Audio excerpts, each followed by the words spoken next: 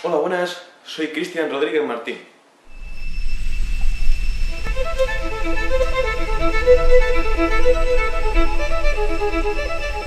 Actualmente curso un grado superior de producción audiovisual y espectáculos en Toledo, en el Instituto Alfonso X el Sabio.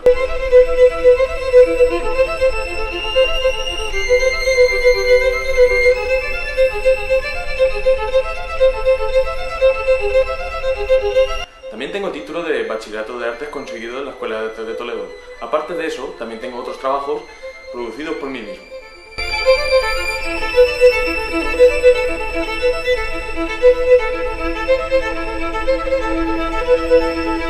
Actualmente tengo varias producciones en curso, o bien se están rodando o se están trabajando sobre el papel. Para más información al respecto, visitar mi canal en YouTube o mi Twitter, Cristian Seger, ambos con el mismo nombre. Lo reviso a diario y ahí comento novedades sobre los trabajos que produzco. Muchas gracias y espero que lo que veáis os guste.